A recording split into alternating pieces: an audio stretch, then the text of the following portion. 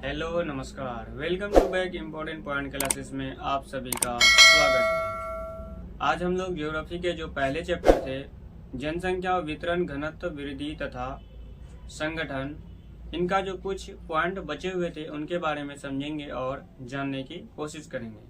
तो बने रहिएगा आज की क्लासेस में, और कुछ नया सीखने को मिले तो हमारे चैनल को सब्सक्राइब जरूर कीजिएगा। तो चलिए सीखने की कोशिश करते हैं। आज हम लोग समझेंगे कि जनसंख्या वृद्धि क्या है, जनसंख्या वृद्धि किसे कहते हैं, भारत की जनसंख्या वृद्धि की वार्षिक दर क्या है, या जनसंख्या परिवर्तन के प्रमुख घटक कौन कौन से हैं, उनके बारे में समझेंगे।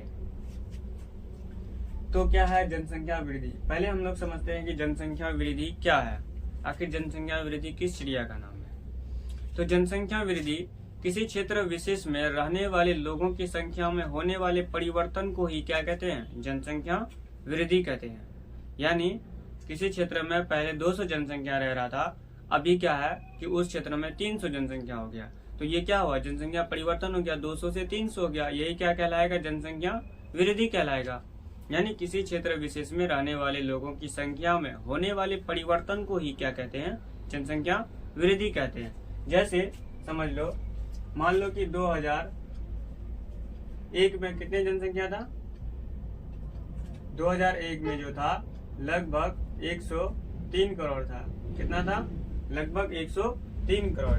लेकिन 2011 में कितनी जनसंख्या हो गया? लगभग 121 करोड़ हो गया। तो इन दोनों में कितने का डिफरेंस आया? लगभग 18 करोड़ का। कितने का? 18 करोड़ का। यानी ये 18 करोड़ का क्या हुआ? वृद्धि हुआ। यही क्या कहलाएगा? जनसंख्या वृद्धि कहलाएगा। अब हम लोग समझते हैं कि जनसंख्या वृद्धि को प्रदर्शित किसमें किया जाता है। तो जनसंख्या वृद्धि को जो है प्रतिशत में प्रदर्शित किया जाता है। जनसंख्या वृद्धि को किसमें प्रदर्शित किया जाता है? तो प्रतिशत में प्रदर्शित किया जाता है। दूसरा क्या है? भारत की जनसंख्या की वार्षिक वृद्धि दर क्या रही है। यानी भारत में प्रति वर्ष कितनी प्रतिशत जनसंख्या की क्या हो रही है? वृद्धि हो रही है।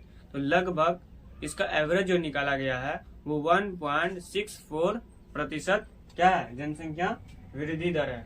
कौन? वार्षिक है। यानी प्रति एक वर्ष में 1.64% क्या हो रही है? वृद्धि हो रही है। किसमें? भारत की जनसंख्या में। तीसरा हम लोग पढ़ेंगे कि जनसंख्या परिवर्तन के प्रमुख घटक, यानी जनसंख्या परिवर्तन किन किन कारणों से हो रहा है या किन वजहों से हो रहा है। तो पहला है इनके प्रमुख घटक में, पहला क्या है? जन्म दर। दूसरा क्या है? मृत्यु दर। तीसरा क्या है? प्रवास। यानी जन्म लेता है तो बच्चे की क्या हो रही है? वृद्धि हो रही है। मृत्यु होता है तो जनसंख्या भी क्या होता है? घटता है, तो भी परिवर्तन होता है। तीसरा क्या है? प्रवास। यानी लोग अपने स्थान को छोड़कर दूसरे स्थान पर जाता है। जिस स्थान से गया वहां पर जनसंख्या कम होगा, जिस स्थान पर गया वहां पर जनसंख्या अधिक होगा। तो ये भी क्या है? जनसंख्या परिवर्तन के प्रमुख घटक है। अब हम लोग एक एक करके समझते हैं कि जन्म दर क्या है, मृत्यु दर क्या है और प्रवास क्या है। जन्म दर यानी किसी क्षेत्र में एक वर्ष में, यानी किसी क्षेत्र में एक वर्ष में प्रति 1000 लोगों में जन्म लेने वाले शिशुओं की संख्या को ही क्या कहते हैं? जन्म दर कहा जाता है। दूसरा क्या है? मृत्यु दर। इसका भी वही होगा, इसके जस्ट अपोजिट।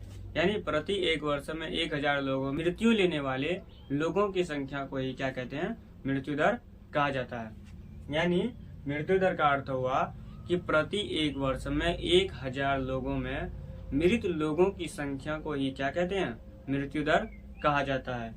या तीसरा क्या है? प्रवास है।